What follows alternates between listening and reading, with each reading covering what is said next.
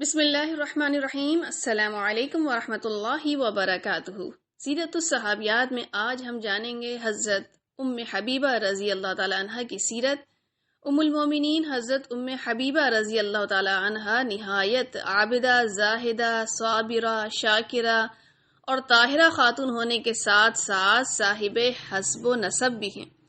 محبت اور خشیت الہی، فکر آخرت، طلب جنت کی حریص اور جہنم کی سزاؤں سے شدید ڈرنے والی عورت تھی۔ حب رسول اور اپنے تاجدار اور نامور شوہر کی وفا شعاری آپ رضی اللہ عنہ کے رگو پے میں رچی بسی تھی۔ ہر وقت اور ہر لمحہ اسلام کے لیے مر مٹنے کے جذبے سے سرشار رہتی تھیں۔ بڑے نامور باپ کی بیٹی ہونے کے باوجود ہجرت جیسے مشکل بلکہ کٹھن مصائب سے دوچار ہوئیں۔ اجنبی وطن اور خاوند کے مرتد، بے یار و مددگار اور تنہا رہ جانے کے باوجود اسلام پر ثابت قدم رہیں۔ اس بہادر خاتون کی نبی مکرم صلی اللہ علیہ وسلم کی بیوی ہونے سے پہلے کی زندگی بھی مسلمان عورتوں کے لیے مشعل راہ ہے، اور نبی مکرم صلی اللہ علیہ وسلم کی صحبت میں آنے کے بعد کی حیات مبارکہ بھی مسلمان عورتوں کے لیے بہترین نمونہ ہے۔ نبی کائنات کی صحبت میں رہ کر تعلیمات الہیہ سیکھنے اور ان پر عمل پیرا ہونے میں بھی آپ رضی اللہ عنہ کی سیرت نہایت مثالی ہے۔ ام المومنین حضرت ام حبیبہ رضی اللہ تعالیٰ عنہ کا اصل نام رملہ تھا۔ ام حبیبہ ان کی کنیت تھی، اور وہ حضرت ابو سفیان رضی اللہ عنہ کی بیٹی تھیں جو کئی سالوں تک مسلمانوں کے دشمن رہے تھے اور جنگ و جدل میں مصروف رہے۔ آخرکار فتح مکہ کے موقع پر وہ اسلام لائے تھے۔ ابو سفیان قریش کے نامور سردار تھے۔ ام المومنین حضرت ام حبیبہ رضی اللہ عنہ کی والدہ کا نام صفیہ بنت ابو العاص بن امیہ تھا، اور وہ حضرت عثمان غنی رضی اللہ عنہ کی پھپھی تھیں۔ حضرت ام حبیبہ کے بھائی حضرت امیر معاویہ رضی اللہ تعالی عنہ کا شمار کاتبین وحی میں ہوتا ہے۔ حضرت ام حبیبہ رضی اللہ تعالیٰ عنہ رسول اللہ صلی اللہ علیہ وسلم کی بعثت سے 17 برس پہلے پیدا ہوئیں، اور آپ کا نسب کچھ اس طرح سے ہے: رملہ بنت ابو سفیان، صخر بن حرب بن امیہ بن عبد شمس بن عبد مناف الامویہ۔ حضرت ام حبیبہ رضی اللہ تعالیٰ عنہ کا پہلا نکاح عبداللہ بن جحش سے ہوا تھا، جو حضرت زینب بنت جحش ام المومنین کے بھائی تھے، اور شروع اسلام میں ہی یہ مسلمان ہو گئے تھے۔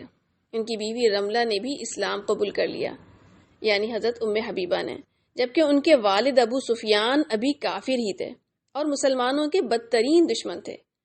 ان کے ظلم و ستم سے بچنے کے لیے وہ اپنے شوہر سمیت دیگر مسلمانوں کے ساتھ حبشہ کی طرف ہجرت کر گئیں۔ ہجرت کے وقت وہ حاملہ تھیں۔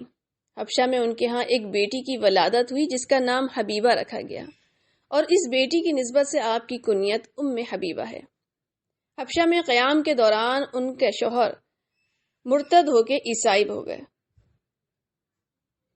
ان کے عیسائی بننے سے پہلے حضرت ام حبیبہ نے خواب میں انہیں نہایت بری اور بگڑی ہوئی شکل میں دیکھا۔ اگلے ہی دن ان کو پتہ چلا کہ وہ عیسائی ہو گئے ہیں۔ انہوں نے اپنے شوہر سے اپنا خواب ذکر کیا اور انہیں دوبارہ اسلام کی دعوت دی، مگر انہوں نے انکار کر دیا اور شراب نوشی میں ایسے مصروف ہوئے کہ اسی حالت کفر میں حبشہ میں ہی فوت ہوئے۔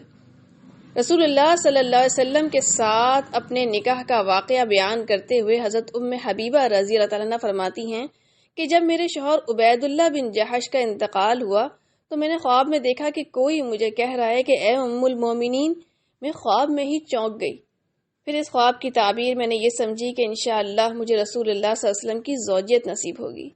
اس کے بعد جب میری عدت مکمل ہوئی تو شاہ حبشہ نجاشی کا ایک قاصد میرے گھر آیا، اور وہ ایک باندی تھی جس کا نام ابرہہ تھا۔ اس نے مجھے کہا کہ بادشاہ سلامت نے تمہارے لیے پیغام بھجوایا ہے کہ رسول اللہ صلی اللہ علیہ وسلم کا مکتوب آیا ہے کہ میں تمہارا نکاح ان سے کر دوں۔ یہ سنتے ہی حضرت ام حبیبہ نے پیغام لانے والی باندی کو دعا دی اور اس خوشی میں اپنے کنگن، پازیب اور انگوٹھی اتار کر اسے انعام کی صورت میں دے دیا۔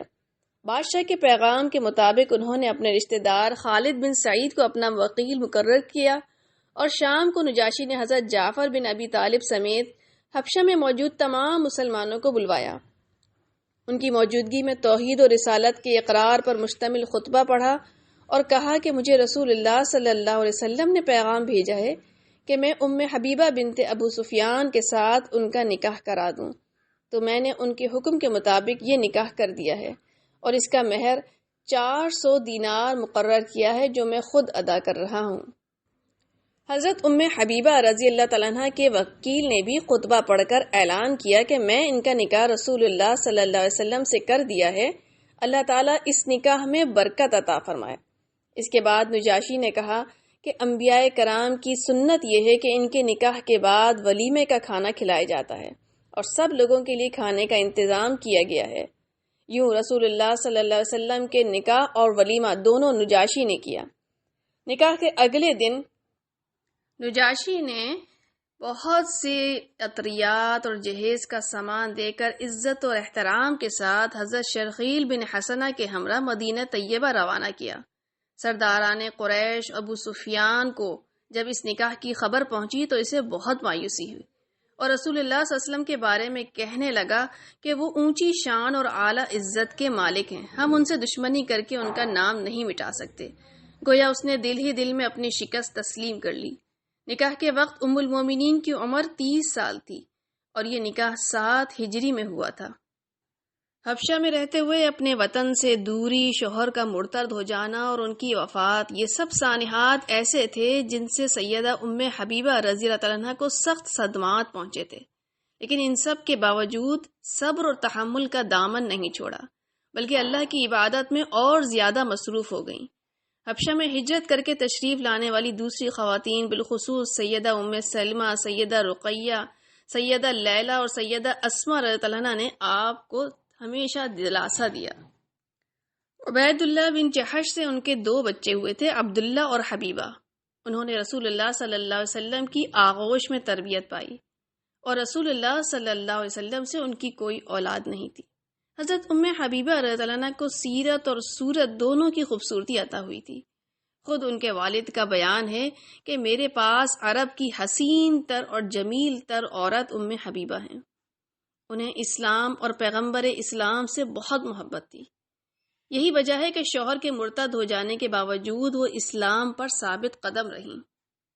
رسول اللہ صلی اللہ علیہ وسلم سے محبت کا عالم یہ تھا کہ ایک مرتبہ ان کا باپ ان سے ملنے آیا تو انہوں نے رسول اللہ صلی اللہ علیہ وسلم کے بستر کو لپیٹ دیا اور اپنے باپ کو اس پر بیٹھنے کی اجازت نہ دیتے ہوئے فرمایا کہ یہ سرکار دو عالم کا بستر ہے، اس پر مشرک نہیں بیٹھ سکتا۔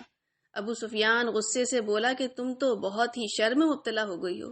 بیٹی نے جواب دیا کہ نہیں، میں تو کفر کی ظلمت سے نکل کر اسلام کے نور اور ہدایت کی روشنی میں داخل ہو چکی ہوں۔ آپ رضی اللہ تعالیٰ عنہ کو رسول اللہ صلی اللہ علیہ وسلم کی سنت پر نہایت شدت سے عمل کرنے کا شوق تھا اور دوسروں کو بھی اس کی ترغیب دیتی تھیں۔ ایک دفعہ رسول اللہ صلی اللہ علیہ وسلم کو یہ فرماتے سنا کہ جو شخص ہر روز 12 رکعات نفل پڑھے گا، اللہ تعالیٰ اس کے لیے جنت میں گھر بنا دے گا۔ حضرت حبیبہ نے اپنی پوری زندگی پھر کبھی ان 12 رکعات کو نہیں چھوڑا۔ اسی طرح جب ان کے والد کی وفات ہوئی تو انہوں نے صرف 3 دن تک سوگ کیا، پھر خوشبو منگوا کر استعمال کی اور فرمایا کہ مجھے خوشبو کی کوئی ضرورت نہیں تھی، صرف رسول اللہ صلی اللہ علیہ وسلم کے فرمان پر عمل کیا ہے، جس میں آپ صلی اللہ علیہ وسلم نے فرمایا تھا کہ کسی عورت کے لیے جائز نہیں کہ وہ کسی میت پر سوگ کرے 3 دن سے زیادہ، سوائے شوہر کے کہ اس پر 4 مہینے اور 10 دن تک سوگ کر سکتی ہے۔ اس سے پتہ چلتا ہے کہ حضرت حبیبہ رضی اللہ عنہ کو رسول اللہ صلی اللہ علیہ وسلم سے جو محبت تھی وہ باپ کی محبت پر حاوی تھی۔ ام المومنین حضرت حبیبہ رضی اللہ عنہ کو حقوق العباد کی ادائیگی کی بھی بہت فکر رہتی تھی۔ انہوں نے اپنی وفات سے پہلے حضرت عائشہ صدیقہ رضی اللہ تعالیٰ عنہ کو اپنے پاس بلایا اور ان سے کہا کہ میرے اور آپ کے درمیان سوکنوں والا تعلق تھا، اس بارے میں جو بھی کوتاہی ہوئی ہو اللہ تعالیٰ اس پر ہم سے درگزر فرمائے اور آپ بھی مجھے معاف فرما دیں۔ حضرت عائشہ نے فرمایا کہ میری طرف سے بھی سب معاف ہے، اللہ تعالیٰ بھی آپ سے معافی اور درگزر کا معاملہ فرمائے۔ یہ سن کر حضرت حبیبہ نے فرمایا کہ عائشہ تم نے مجھے خوش کیا، اللہ تمہیں خوش رکھے۔ اس کے بعد حضرت سلمہ کو بلایا اور ان کے ساتھ بھی یہی گفتگو کی۔ حضرت ام المومنین حبیبہ رضی اللہ عنہا سے 65 روایات منقول ہیں۔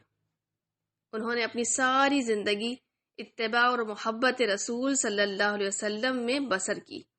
ان سے حدیث روایت کرنے والے بہت سے لوگ ہیں، جن میں ان کی بیٹی حبیبہ، معاویہ، عتبہ، عبداللہ بن عتبہ، ابو سفیان بن سعید ثقفی، سالم بن سواد، ابو الجراح، صفیہ بنت شیبہ، زینب بن ام سلمہ، عروہ بن زبیر، ابو صالح السمان اور شہر بن حوشب شامل ہیں۔ کہا جاتا ہے کہ آپ رضی اللہ تعالیٰ عنہ کا انتقال 44 ہجری کو مدینہ طیبہ میں ہوا، اور وہ حضرت امیر معاویہ رضی اللہ عنہ کا زمانہ خلافت تھا۔ ان کی نماز جنازہ مروان نے پڑھائی اور انہیں جنت البقیع میں دفن کیا گیا۔ رسول اللہ صلی اللہ علیہ وسلم کے ساتھ حضرت ام حبیبہ رضی اللہ عنہ کا نکاح مسلمانوں کے لیے بہت سے سیاسی اور معاشرتی فوائد کا پیش خیمہ ثابت ہوا۔ دشمنان اسلام کی مخالفت کی شدت میں کمی آ گئی۔ اس نکاح کی برکت سے ابو سفیان بھی حلقہ بگوش اسلام ہو گئے، اور نتیجتاً لوگ فوج در فوج دین اسلام میں داخل ہونے لگے۔ بارک اللہ لی ولکم۔ السلام علیکم ورحمۃ اللہ وبرکاتہ۔